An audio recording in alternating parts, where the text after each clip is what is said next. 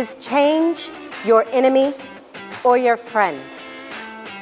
If you think about a change that's going on in your life right now, are you excited, looking forward to it, really happy? Or are you scared?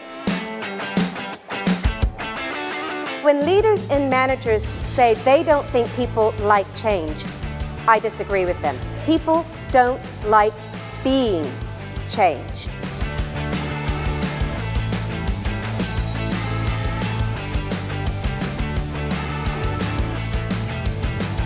It's one thing I've learned working over 20 years in helping nearly 40 different organizations in this space.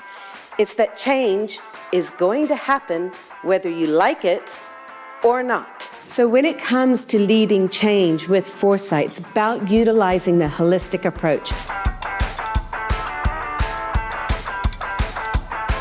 It might have been that once upon a time as leaders, we felt like we had a bit better of an idea of what might be coming down the road. Now, I would argue, things are a bit more like this picture.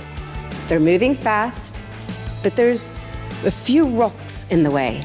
When it's a big organizational change, which typically real estate change is, then you need really clear leadership where people are role modeling, they are advocating, they are demonstrating, they are doing the change, and they are supporting and encouraging the change.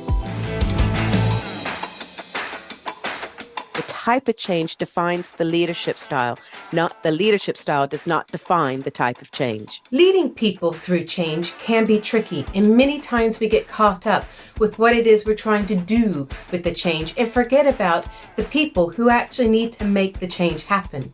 I mean, people will resist change, as I said, for a whole host of different reasons. Sometimes it's because they don't understand the change.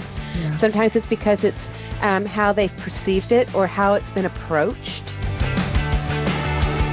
My latest book is called Leading People in Change, a Practical Guide.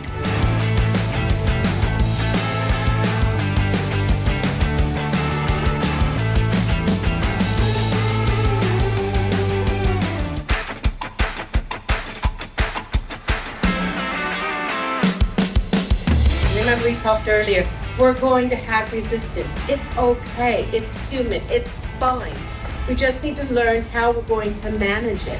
Really understand what's going on, what's not going on, why is it not going on, why is it going on. There are three things that we've talked about that really needs to happen so that we have resilience within our organization. One, we need to know where it is we're going. Two, utilize that holistic approach and then use that in-person and mind approach so we know what the resistance may be and how it might happen.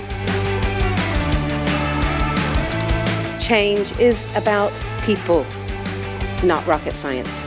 Thank you very much.